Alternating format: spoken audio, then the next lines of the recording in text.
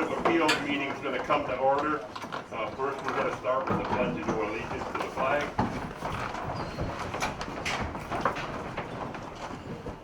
I pledge allegiance to the flag of the United States of America and to the republic for which it stands, one nation, under God, indivisible, with liberty and justice for all. All right, be seated. Okay, first we have to approve our minutes from our last meeting. You guys don't know all about that, but anybody want to make the motion? I make a motion we approve the meeting. Dave makes the motion. Second that?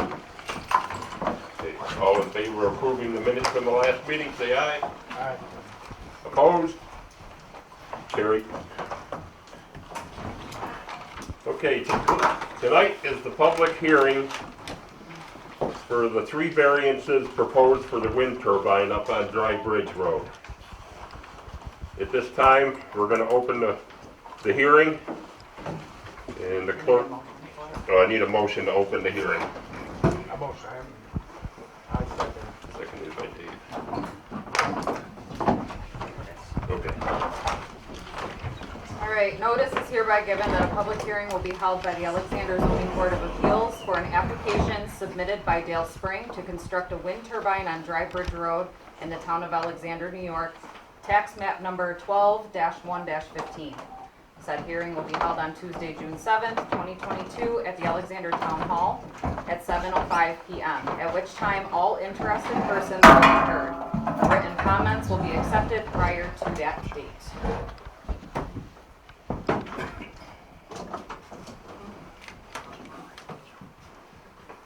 I'll find the sheet. Okay.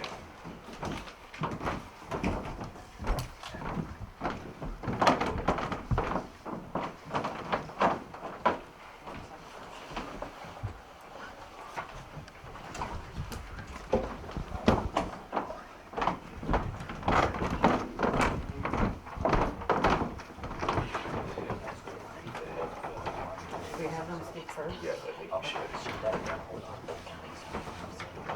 Okay, the men in charge of the wind turbine, would you like to speak first on your whole proposal and what we're looking at?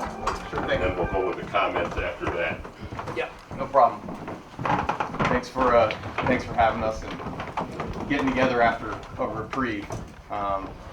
So quick introductions. My name's Dave Strong. This is Mark Kenward and Brandon Smith. Brandon and I are from Borrego, and Mark's from a local engineering firm, Erdman Anthony. So I'll do a quick introduction and just talk generally about the wind turbine project. And then Mark will kind of give a little more detailed overview and then talk about the specifics of the zone variance. So to start, quick introduction, I've been in upstate New York since about 2004, and I've been doing sort of single wind turbine projects for about 10 years. I did solar for about 5 years. I've been in New York for going on 15, 16 years. So I've been in renewable energy for a while. These projects, I call them community wind because it is only a single wind turbine connected to local distribution lines, so it doesn't go up on transmission lines out to New York City. The electricity stays within the region, and it's only a single wind turbine. I call it community for a couple different reasons. One, the town gets a direct payment. It's called a community host agreement, and that payment can be done over 15 years. It can be done as a lump sum. We work through the town board on that community host agreement. The second thing is the town, the county, and the school district do get a tax payment for the single turbine project. And then the third thing is these community renewable projects, the electricity does have to stay local and it's got to be consumed at a discount. So currently those discounts are about 10%. So to be very clear, this is only one wind turbine. All the electricity must stay local, be consumed locally at a discount. And that's one of the reasons I think this model may be a good fit for the town, and really look forward to hearing comments from everybody and any questions from the zoning board. What is local? Yeah, so local is the utility zone, so we're in like National Grid B. So, Yeah, so it can go, basically it'll go to the closest substation, which is west of us. Once it hits that substation, if enough people have their lights turned on and enough businesses the have it Buffalo going, area would get it too? depends on how fast the wind's blowing. Okay. So, any other question? I'm happy to take questions about generally about what this project is, if anyone from the board would like. How far away will people be able to see this tower? So it just really depends on the weather conditions, but you know the tower heights are roughly about 400 feet, and the blades themselves stretching out to the tip are about 640 to the top. So it really just depends on what the weather looks like. But if you're standing up and pretty far away, you can see it from miles. 16, 17 miles away? I'm not sure. Sure, it would be dependent on the weather. Yeah, okay. Thank you. Thank you. And then Mark on the variance itself. So, the proposed project will construct and operate a 640-foot tall, 4.5 megawatt AC wind energy generation turbine on Drybridge Road. The site consists of 2 parcels of land owned by Dale and Brenda Spring, in total 147.43 acres. As you can see on the site plan here, the turbine will be located in the northern portion of their property, approximately 1,954 feet north of Drybridge Road. Access to the site, though, will be coming across McCormick's farm property from Route 20 Broadway along the western property line of farmland that he currently owns. The access road from Broadway will require some extensive grading in order to limit the maximum longitudinal grade to 8%. Wind turbine energy generation projects such as this one are allowed and regulated under the Town of Alexandria zoning code. This proposed project is in an agricultural residential zoning district. The northern portion of the project, where the access driveway is primarily located from Broadway, is in a commercial industrial zone, and that zone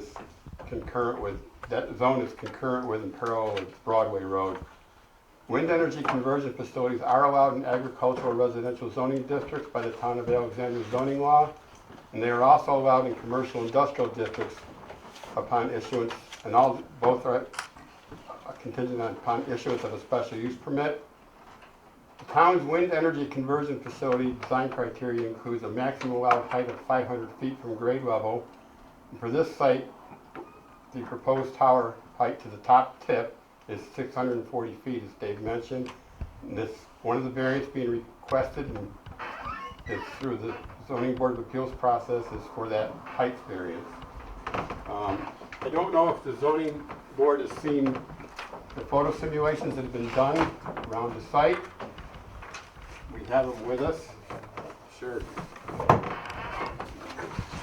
I'm going to hang on to one copy, Dave.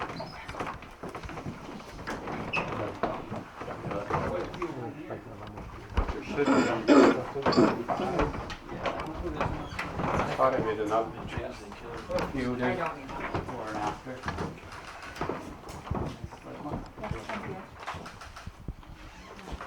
So, view sheds were selected around the area. The photo simulations are of those view sheds. I refer you to figures 5, 16, and 29 because they have comparative views of both the 500-foot tall tower and its requested 640-foot tall tower. That again is figures 5, 16, and 29 in that photo simulation packet that was submitted with the entire application package. The other criteria is wind energy conversion facilities shall be set back a minimum of 1.5 times the overall height of the structure, which shall be measured from the highest vertical point of the wind turbine, which is 640 feet. And that's as measured to the edge of a public right-of-way or from a property line of any owner who is not a participant in the wind energy conversion facility. Based on the proposed 640-foot height, that equates to approximately 975 feet, which for this site requires a setback variance from again, Mr. McCormick, the owner of the land to the north, and also, he also owns a parcel of land to the west of the site. I've highlighted that in the yellow, and I do have copies of this zoning exhibit in a smaller format if the board would like to see them. I think that's key to your consideration. So for the north abutting property owned by Mr. McCormick, an 82.3-foot setback variance is being requested, and Mr. McCormick is willing to provide an 85-foot setback easement. And for the west abutting property also owned by Mr. McCormick, a 65 setback variance is being requested, and Mr. McCormick is willing to provide an 85-foot wide setback easement. The minimum required setbacks to existing dwellings are as follows: 1,500 feet to any existing dwelling on the subject parcel, and there are no existing dwellings on the property.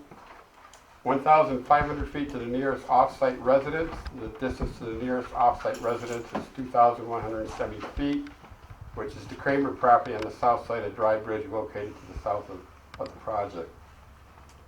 The town's bylaw also requires a visual assessment, State Environmental Quality Review Act, and U.S. Fish and Wildlife regulations, avian analysis, noise report, shadow flicker report, all of which have been included in the initial application package.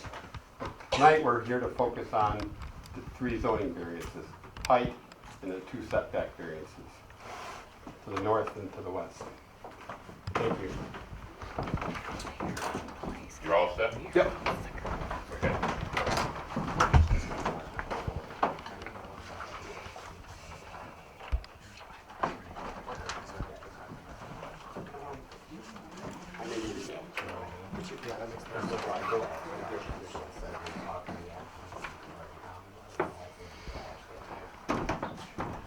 Okay, at this time, we're going to open up the floor to comments. We have a sign-up sheet. We'll go in order. You got 5 minutes to speak. Keep it civil. Just concentrate on the variances. That's what we're here for.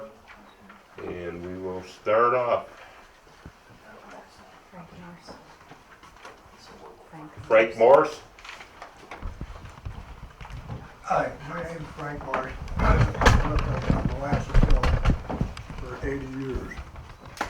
Seen a lot of changes. Well, I'm a little apprehensive about this one. You've heard about the camel with his nose in the tent. Well, I think this is what we have here. You get one 640-foot wind tower, and within the next 4 or 5 years, you're going to see more of them. And you're going to have a mess. You're going to look like it is up to Orangeville. We don't need that. We don't need that in our beautiful countryside. I'm sorry, 640 foot. I can see the test tower from my house. And my eyesight's not that good. You get a wind turbine up there, and I don't care. You can live 10 miles away from there, and you'll be able to see it. And I'm sure that I'm going to be subject to a flicker effect too. If I can see that, I'm going to be subject to a flicker effect. I myself, I don't like it. Thank you for your time. Okay, thank you. Okay, Michelle Taylor. Am I allowed to ask questions or I just comment? Recommend if you have any questions, direct them to the Direct board, them and at then we us. can ask them after. Okay. The community payments, there's no number mentioned. Obviously a lot of it comes down to money. Is the money going to be worth it for us to put up with this eyesight? Eyesore. Okay, guys, what do you think? Once we get 1 year of data, we'll know for sure what the project can afford. But approximately 250 to 300,000 is the range that we expect. Could be a little more, could be a little less. Annually. No, that's a one-time payment. Annually would be likely that divided by 15 years. So typically these agreements are about 15 years. As a for instance, I took a look at the town, the cap that had to be raised this year for the budget. It was like 28,000 in kind of extra that needed to be authorized. So if you were to take that, say it's $300,000 and amortize that over 15 years, that's an extra $20,000 to the town. So it would help. And then the only other thing to sort of mention about those payments is that's just the host agreement, and then there's the pilot agreement as well, payment in lieu of taxes. That is likely for the town, because the town actually gets a smaller share than the school district and the county. That would likely be less per year, but still an annual payment. About $7,000 to $8,000 is the range that they're coming in now. And so that's generally what we're thinking. It's important to know that we can't, before the town actually takes an action, we're not even allowed to, you're not allowed to execute an agreement with the town, so we can't make a deal and then go to get a permit. You know, that's just not legal to do that. So, but we want to make sure the town knows that we are committed, and community host agreement will be part of this. So we're looking at maybe $15,000, $20,000 a year going to the town, 16,000. divided up among how many residences in the About town? 2,000, we'll put it at about $8 a person. Okay. The other part Household. that I didn't mention is the wind turbine, just one wind turbine, this one wind turbine would produce enough for about 1,300 homes worth of electricity. So Is our electric free then? Is our electric free then? 10%, so it would be about a 10% discount off the bill. And so again, this model is different than wind farms, and it's different than the large scale stuff, because you have to consume it at a discount. So yeah, I think, you know, economic development of any kind is really important. I've been in the industry for a long time, and I like to try to do these projects locally. You know, it's not a lottery winner for the town. It's a single turbine. It's what we can do, and I just hope that you know, the balance is right for the community. Appreciate the question. Why does it have to be 600 feet tall? Go ahead and answer that. Modern wind turbines are getting taller and taller. This 640-foot tip height wind turbine is the smallest we could go to make a project like this work economically. The wind turbine towers have gotten a little bit taller every decade, not too much, but they keep getting a little bit taller. But the thing that's gotten really efficient is the blades. So the blades are now made of like a carbon fiber material, so they're very light, so you can make them longer and longer. It's important to note that, you know, where now we can do one wind turbine, you used to have to do 5 or 6, so you have to spread them out, and they were shorter, like the ones in Orangeville. We're way beyond those wind turbines. The way I explain it to folks is it's like if you get a new phone, like you get a new Android, you get the new one, you don't get the old technology. It's very difficult to find the old technology, and even if you could find it, it could be used, there may be a warranty problem. So we actually cannot get short 500-foot wind turbines. And then the only other thing to point out, although they are taller and they look bigger, the blades actually spin much slower than the ones like down in Orangeville. And given that the nearest home is over 2,000 feet, particularly, we feel really, really good about the siting of this wind turbine from a industry standard and a regulations and a town code compliance perspective. A little more than you asked, but I figure, yeah. Who owns the parcel of property directly east of this proposed project? How close? You have to look at a map. You know that offhand, Dale? It's on the Probably Frank.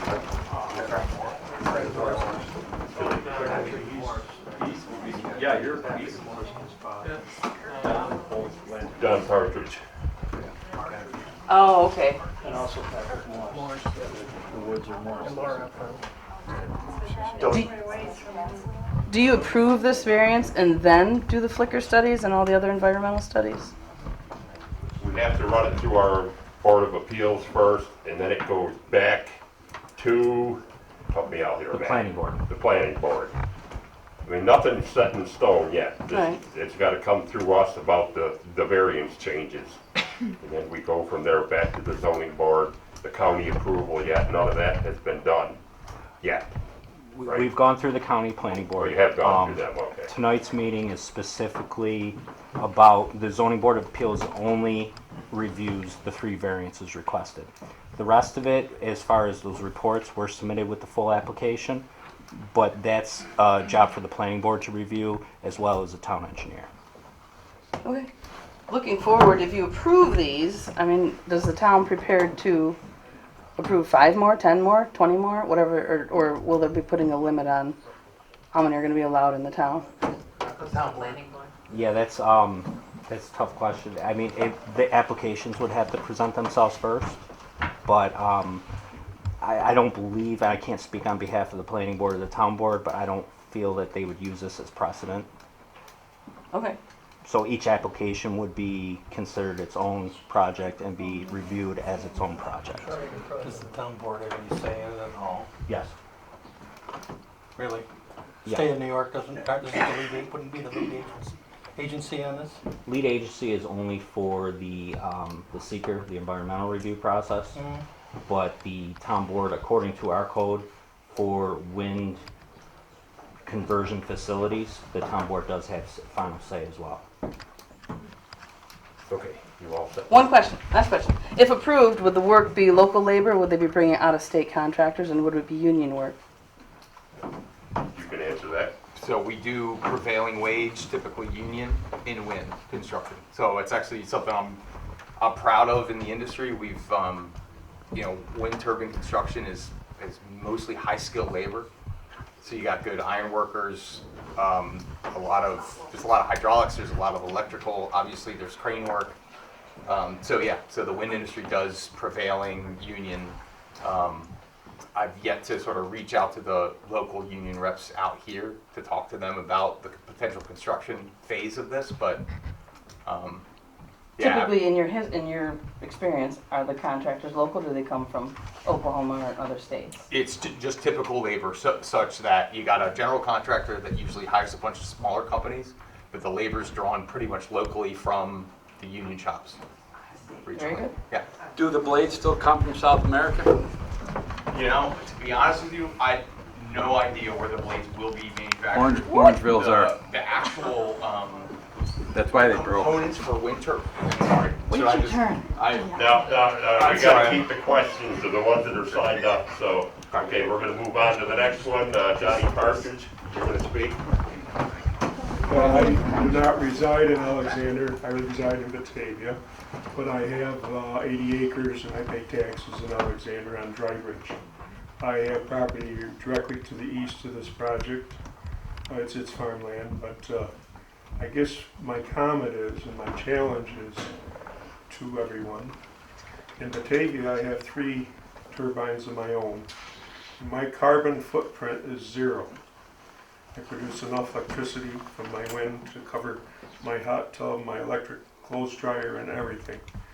I challenge people that we, back in the, when was it, the 20s or the 30s, we electrified rural America, and we have all these poles around the roads. Now, I don't hear any comments about we shouldn't have so many poles along the roads and all of that. So I challenge you. This is a community-based system. Poles are 650 foot tall, either. How are you gonna run the wires from your And I think it's, actually I would rather work around wind turbines than solar. I am putting in, I'm having 40 acres of solar put in myself for a project similar to this. But I think you need to keep an open mind in how we're going to advance our environment in the future with more and more demands for electricity. And I'm in favor of the project. I have a question. What's the maximum RPM? What is the maximum RPM? Maximum RPM on these turbines is usually between 8 to 10 rotations per minute. Okay. So that means if the blade's sticking up. Mine max out at about 350. That sounds like a helicopter landing. But anyways, how do they react to, say, an 80-mile-an-hour wind? So at that wind speed, typically they will actually shut down. So at 80-mile-per-hour wind speeds, very, very infrequently throughout the year do you hit that hut. So how do you, I don't know, how do you manage to shut them down, turn the blades directly into the wind or what? So typically what they do is now what we call the rotor is the blades themselves, the way it's facing. So all three blades connected together we refer to as the rotor. So the rotor actually turns right into the wind. It's still on, the wind turbine still is, the controls of the wind turbine are still active in 80 miles per hour. So if the wind switches, they adjust to keep Yes. shut down? Automatically, they'll Okay. turn and the blades basically turn out of the wind. And it does what we call pinwheel in the industry. Pinwheel just means the blades are just kind of sitting there, kind of We've had drifting 80 around. mile an hour winds and I lost one of mine to it. Yeah, yeah. And I encourage you to keep an open mind and think about the future, where we're going to get our electricity, and also it's a pretty good deal for community to get started at. Thank you. Thanks, Seth. Okay, Tricia Moan, you said maybe you wanted to speak? I'll pass. You're gonna pass? Yep. Okay. Adrian Schiller? Well, I'm just wondering, what is the manufacturing cost for this project? You'd like to answer that, guys? So, depending on what wind turbine you actually get, there are a couple different types. So GE, actually GE's opening a facility to test out 3D printing towers in Bergen right now. So this is actually a good, a positive that the wind industry is not only, doing things like this, but we are doing manufacturing and R&D. So that's nearby. GE is a potential vendor, and then Vestas is another potential vendor. Both of those manufacturers have been doing this for almost 3 decades. So we would only use one of these reputable wind turbines. Wind turbines are quite expensive. They can run as much as $3 million for a wind turbine. And then the cost to do the road and the foundation and the installation is on top of that much more. I'm not sure exactly the number, what it would be. But you're looking, at least another $1 million to build it, maybe a little bit more. The construction plans are around, we would only do the really detailed level construction plans right when we would do the building permit, assuming the zoning board is satisfied and the planning board is satisfied. Then we would go for a building permit. It's only at that point we actually know the real cost of constructing. But they are not cheap. And they're made to last for a long time. So, ma'am, I don't know if I It's a answered. long time. My question is, if the manufacturing cost is $3 to $4 million, what is the income to the manufacturer in the end after all of this huge expense, and how much of a percentage of that is our community actually getting? The manufacturer, obviously we need to buy the equipment. They are actually having trouble staying profitable in the inflationary environment right now. So I don't know how much money they would make.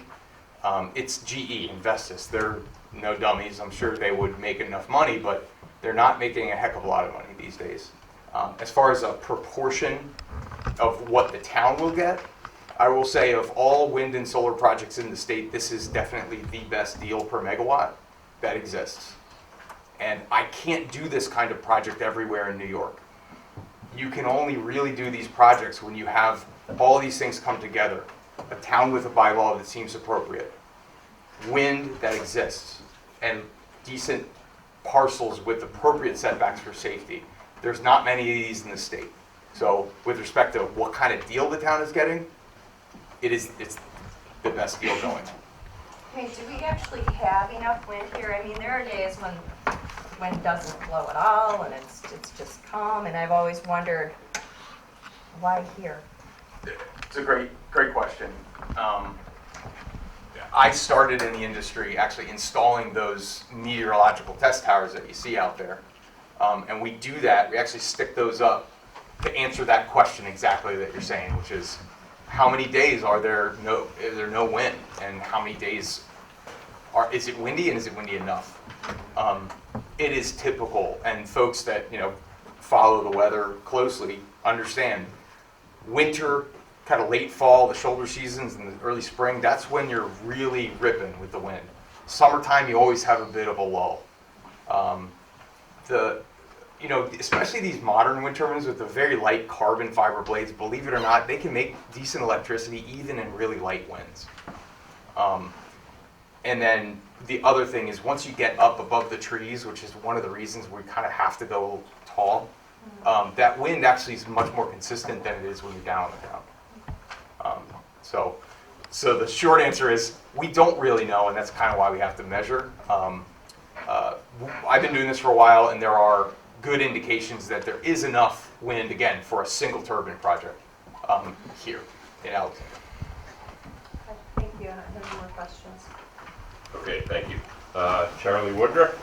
Yep. Charlie Woodruff out of the Drybridge Road. I understand your excitement for it, but it's not outside your door. It's going to be outside my door. My question is 650 feet. That's double the height of the Empire State Building. Is it going to give us that much more joy in this community than having two Empire State Buildings stacked one on top of one another? I mean, let's be honest here. This is all about money. It's all about money. And for the community itself, we as the residents, we're not going to be reaping that much money. Okay? You're talking about $1,000 a year. Are my taxes going down? We live 50 miles away from a natural waterfall that generates all kinds of electricity. So much electricity that we sell that electricity to other places. But yet, we need this in Little Alexander? I'm scratching my head on that. Thank you for your time. Thank you.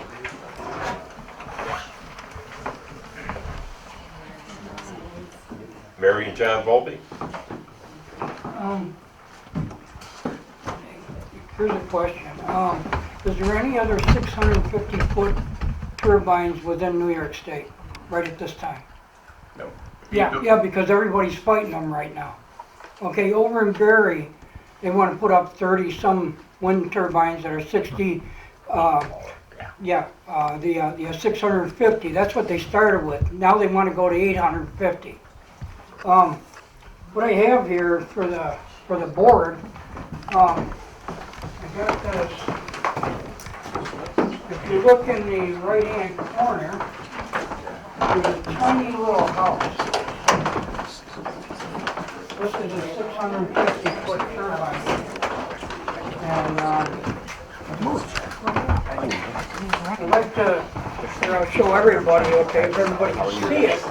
If anybody wants a copy, I brought like 20 of them. This little space right down here is a house. That's a two-story house. My house. Pardon? So that's a two-story house. This is a 650-foot turbine. So you can see the size. Now, a 650-foot turbine is actually roughly about 65 stories, I believe it is. Now, if you take a look at what this gentleman gave to the board up here, this is one of their pictures with what they believe the turbine is. And you can see the turbine and a telephone pole look almost the same. But I wanted to make sure that the zoning board understood that this is a lot more. I mean, these pictures here are not, you shouldn't even be giving these out, because that's not truly giving the size of this. And if no other place in like New York State is actually going with the 650, and they have clusters of them, why would a small town like this have this giant thing standing up? Like, I could use a word, but there's women here. Standing up like that, for what purpose? I know this gentleman over here, when he talked about having 3 of the small turbines, he should have asked the neighbors, how do they like the noise of the helicopter sounds? Because I know a lot of people that have the small ones, the neighbors are always complaining. So, we have, and the other part of this whole thing is that I went through the whole project that like you handed in. And there's so many misleading and other things that should not be involved. One of the things that the zoning board should know is that there's a special, a special community where they're gonna be right next door, possibly going through. It's called the, of course, now I'm not gonna be able to remember. Slope something, Gen, okay, community. That's a natural community. There's only 80 of them left in the whole world. Alexander has one, okay? Now, I hope the zoning board will understand that this little community that's for special plants, very endangered plants, everything like this, is extremely important, especially when there's only 80 other ones within the whole world. And part of your survey for the endangered plants and animals, you did when it was November the 18th. All the plants are gone. And you know, I can go on with this on and on and on, but I understand that this basically has to do with the three variances, correct? Right. So I'm hoping the board will seriously look at what I just gave them compared to a house, and keep that in mind when you go to vote. Okay. Thank you. Okay. Oh, I'm sorry. Okay. Thank you. All good? Yeah. Okay, thank you. Hold on a second. On what he said, what's the closest 640-foot wind turbine you have? The first batch of those going up this year. Like I said, you get the new one. Where? Marble River, I believe is the name of that. What state? Where's that? New York. I'm talking about New York. It's Oh. Marble. Yeah. Do you have Marble any River. across the country anywhere else, or? No, this is the new one. So these are this is kind of the Android example or the iPhone example. These new ones, these are the ones you get. And it's been like this for the decades that wind turbines have been evolving and getting taller. Okay. Where else does your company have towers? My closest one Yeah. is actually the bingo hall at the Seneca Nation Minion. So that's a 1.5 megawatt. That's my project. I'd be happy to, answer a bunch of questions about that. Good example. That was built, I think, in 2017. We built that one. What town? That's in. Salome. Yeah, it's just what's the exit? Irving. Yeah. The Okay. Seneca Nation. And it's a good example. That's 2015, right? So that's 6 years ago. We bought it 7 years ago, right? And that turbine, the tower itself, probably 330 feet tall. The blades themselves are probably 130 feet. It's just what happens with wind turbines that go up. But yes, I could talk forever. Sure, no problem. That's all. Turn me Just off. to know if you had any other towns that we could. The closest one, yeah. What's the life expectancy of this turbine? Hold on, we're gonna keep the questions in order here. Okay, next up is Chris Botanic.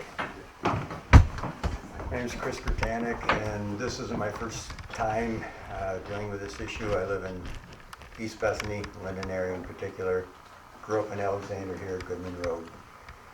So I have an investment in this community and the wildlife and the landscape and the scenery here, quality of life. So over the years, you see the same scenario, but the names change, whether it's the company or the people soliciting for the companies or the landowners having these companies solicit for them, and it's always the same song and dance. But none of these gentlemen grew up in these communities. More times than none, they move on after they come into the community, and the goal is to set a precedent. And the precedent will be set. If they change the zoning, if you guys change the zoning in town of Alexander, I promise you, you will be solicited by New York State, and they will be empowered because you're going to lose your home rule. And Article 23, which is in the works right now, they're trying to push it. They're trying to set a precedent. And as John Volpe said in Barry, that's what they're trying to do right now.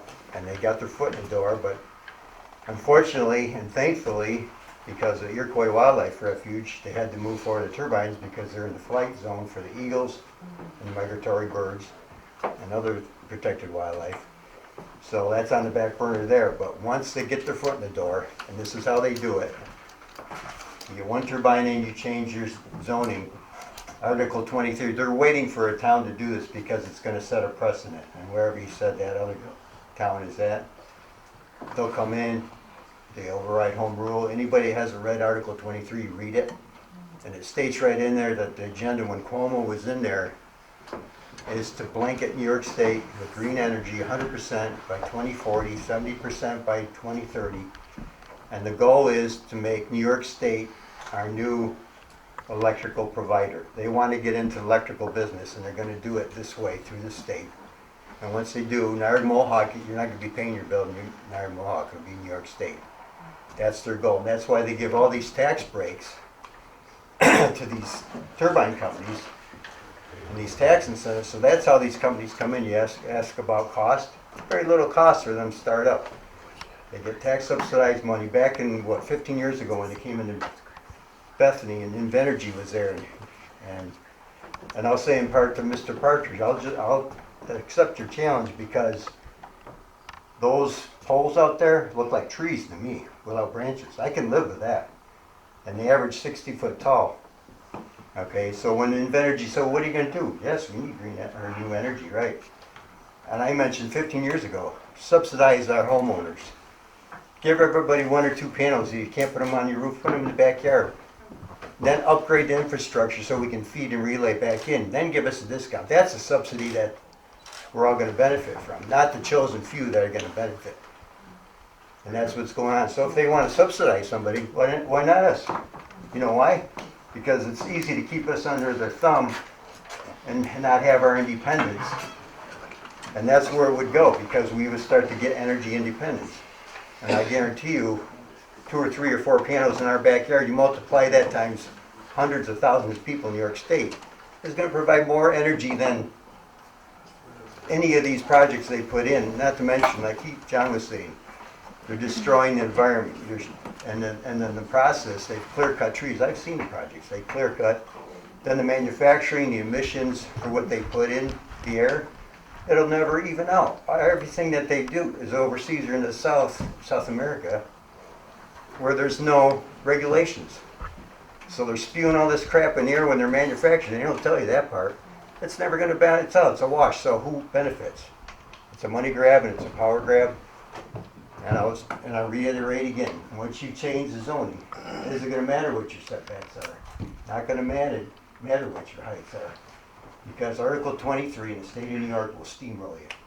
And we're on all the towns in New York on the verge of losing home rule. So people, do your homework. Read Article 23 and really be thoughtful, and I say it to the board, on the process your decision making. Okay. Thank you, Chris. Chris Mauer? Corey. Corey, sorry. I just want to say, Mr. Spring, I've been his neighbor 25 years. He's been here, his family's been here a lot longer. He has his own road name, you know. But this is just ridiculous in my mind. As one of the closest houses, if not the closest house, this is not a windmill like the end of Drybridge at Sandpit that doesn't turn. There's 2 of them. They don't turn. I haven't seen them turn in months. Those are 100 foot maybe? Excuse me? Company went belly up. They can't get Well, anyways, this thing is 650 feet tall. I know for a fact there's a hawk nest not 500 feet from there. There's got to be more. There's 2 eagles on our And there's eagles too. There's eagles all over the place, not to mention the other animals that these things kill. So I understand money. I understand where this is coming from, but I just can't have it. I mean, I can't. Thank you. Thank you. Rick Jablonski? Yes, I live on Molasses Hill Road in Alexandria. I have Meniere's disease, which is an inner ear balance thing. These wind turbines cause vertigo problems with people. They also give out high decibels. And it's going to cause people that have seizures and vertigo problems. And the other problem is, how deep are they going to go for the foundation? Are they going to go deep enough to hit our wells and our water source? And we're not going to, it's just going to be a giant eyesore. No one's going to reap from this. Solar would be the way to go for this area. There's too many problems with wind turbines. Thank you. Correct, accurate. She answered my question. I was asking the life expectancy of one of these turbines, and they're only about 20 years. That's on a good day. Yeah. Average is 10. That's, they don't have to. We went online and found it out. Okay.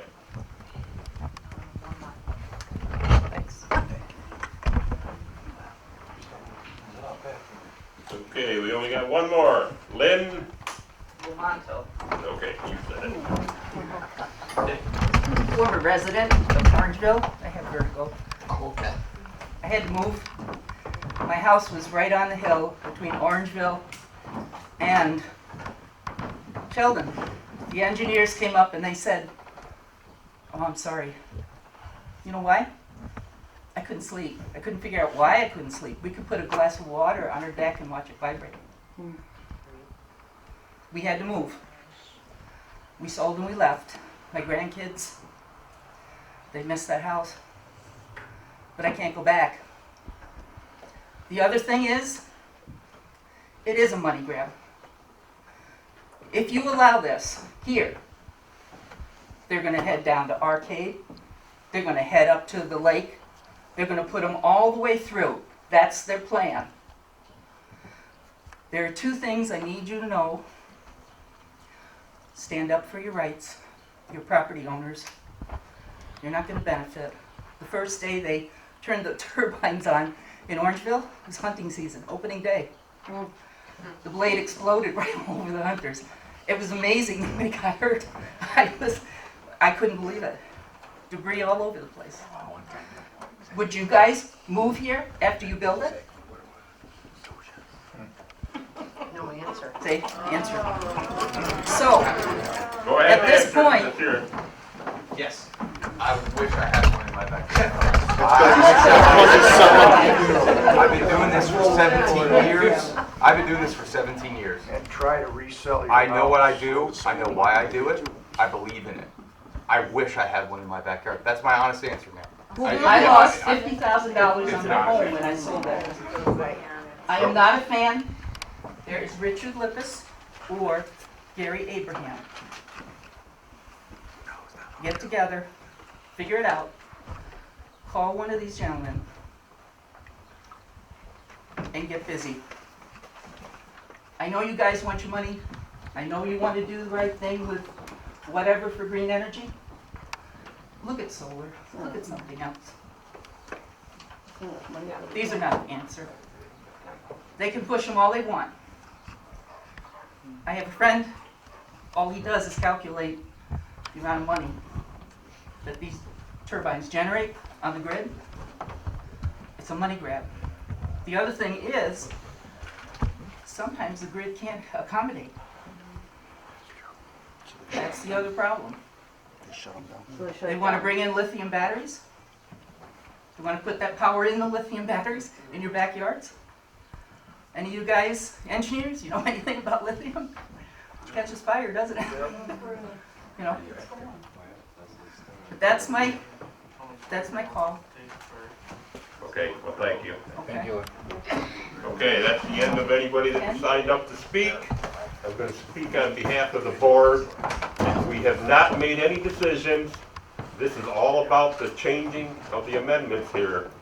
We're not going to make any decision tonight. Hold on just a second. My board, they can ask any questions they want to these guys, but, I mean, just so you know, we have not, we're not in favor or not in favor of this thing. We're just the zoning board of appeals hearing these changes that they're proposing. So don't come hounding us. I mean, yes, we'll take your opinions, don't get me wrong, but we have made no decisions whatsoever. And I will take your comment. Can I ask a question real quick? Sure. How long has your company been around? 37 years. Okay, and so if these wind turbines break, who fixes them? The people who invested an enormous amount of money in the system. What company? Whoever owns them long term. So it could be our company that owns it long term. As soon as you build it, you're selling it, correct? It's very possible that the company that Isn't owns that what it. normally happens? I have the answer. There's a couple different ways these projects get built. One, a company like mine develops it, finances it, builds it, and then hands it to a long-term owner. That would be a different entity. It's very common in the industry. And any developer that comes up here and says, we're definitely going to own it, this may be, not being 100% honest with you. So that is absolutely a way this could go, and it could be that we own it long-term. Okay, so which way are you guys gonna go? We don't know. This is very early in the process. These plans, this is very early, so we don't know the answer to that. And but just to answer your question as far as fixing it goes, these things are monitored from the equipment manufacturer and the owner 24 hours a day, 7 days a week. They are connected all the time, and they're controlled remotely. So if there's an issue, you can deploy technicians, and there are plenty of technicians in upstate New York. So that's kind of how you deploy your maintenance techs. And how much money does the landowner get? I would never disclose such a thing. If I had an agreement with you, I'd never answer that question either. Okay. What happens when this thing outlives its life expectancy? Now, are we stuck with a 650-foot tower that's going to stand there for eternity till it falls down by itself? What happens? Go ahead and answer that. Okay, great. Good question. So, great question. There is something called a decommissioning bond that's in place, and it benefits the town. So if the town decides to approve the project, and the state of New York doesn't have anything to do with the approval, the town decides to approve the project, the town gets a decommissioning bond. And that decommissioning bond is quite literally a guarantee by a third-party insurance company, and the funds are set aside that if anything happens to the company or the wind turbine over the course of the life, that those funds are actually managed by the insurance company, and they will hire a company, take it down, pack it up, and pull it away. So the town is fully protected. So the town is buying the bond? No. That is all on us, 100%. The town has no investment whatsoever in this. The town doesn't spend a cent, nor does the landowner, nor does the school district. We're not asking for any water, we're not asking for any sewer, nothing. Anything happens with the roads, we repair them. So there is no cost whatsoever to the town. Just to be clear, I don't want there to be any illusion that there is. This is all a benefit. How many years is the bond good for? The life of the project. It keeps getting What updated. is the life of the project? Every couple of years, the bond gets reevaluated by like a professional engineer that understands the cost of those things. So every couple of years, you update the bond. The bond can be run for 20, 30 years. It can go forever. Okay, we gotta keep this moving. You got one little question? One question. Okay. Is it a possibility that the state of New York would end up owning that wind turbine? Zero possibility. They would not be a buyer? Zero. We're not taking a cent from New York State, actually. This is community wind. It's different than the solar projects. It's different than the big wind projects. It's different from the big solar projects. There are no state subsidies on this project. Okay, at this time I'm gonna, I was an ex-farmer, so I have nothing. But everybody in this room, I only see just a few farmers, and everybody else says we don't want wind towers because the farmer might get $1 or $2. And that's the biggest thing is nobody wants the farmer to get a penny or two more than Nobody they have said in their that. pocket right Nobody now. said And that. I'm really into it. I think they need to have a little support as the windmills. Give us a little bit extra on our electric, a little bit off on our taxes and stuff. It helps the whole community. I'd go for it. And there's no houses around this wind tunnel. I'll give you $8 a year for 30 Solar years. panels on the okay, barn. I'll do that. okay, we're gonna, thank you for your comment. Solar panels on the barn. Okay, I'm gonna close the floor out. No more comments from the floor. Do any of my guys have a question? I got a question for you. Mr. Volpe brought up a point about the nature. Has there been any studies on 640-foot turbines? Any studies of migration, birds, or any of that, and the effect with the difference between a 380-foot to a 640-foot? I mean, because now you're exceeding our 500-foot. How does that affect the migratory bird patterns, any of that? Is there any studies on that? Yeah, I could answer that. So as far as the process that we go through when we're proposing a project like this, we go through the DEC, and we've been in close contact with them as far as, you know, the amount that these turbines may impact eagles, birds, you know, grassland birds, all those type of things. So we've been working with them to basically obtain permits from them and understand the impacts and what we can do to mitigate. For example, bats. We all know, you know, bats aren't out in a hurricane. They're out in calm summer nights, and those times we are actually going to curtail. So we're going to shut down the turbine at those low wind speeds during the summer when we know bats will be out, to try to, you know, minimize as much as possible any impacts to bats. Similar things with, you know, eagles, as well as grassland birds. That type of thing. So we're working closely with the DEC. We've provided them information on the project and on the habitat assessment of the site. And we're, you know, to comply with any recommendations that they have. How does it affect anything with the FAA? I know Orangeville had issues with Mercy Point with that. Is there anything associated with that could affect that? We filed with the FAA. They do a full review of anything over 500 feet, to your point. And I think actually, and I know we haven't really touched on this, but part of the reason that 500 foot exists in the bylaw is because, you know, back when the bylaw was written, there was this idea that 500 was kind of the limit that the FAA would allow, but because of advances in technology, the FAA is looking at those closer and kind of understanding, okay, does this actually impact air navigation, you know, that extra 150 feet? So we filed with them. They've started their review. They go through a process where, you know, any pilots, any private pilots can provide feedback, oh, I fly in that area, you know, etc. So we're still in that. We're communicating with them, but you know, so far it looks like this is an area that won't have an impact. What's the cost of decommissioning one of these? And let's say 20 years from now, the cost rises above what's in that amount that's put off to the side. Who covers it? I didn't do the decommissioning estimate, but it's my understanding that the decommissioning estimate is looked at, because the special use permit, I think, has to be renewed every year. It gets reviewed and renewed every year. I'm not certain, 100% certain. Matt? Correct. Correct? Yes.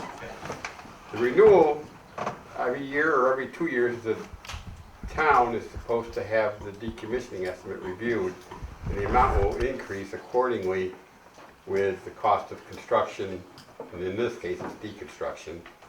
But decommissioning bonds are not stagnant. They're always looked at and reviewed on the municipality side to assure that they have enough money set aside if they need to cash in that bond.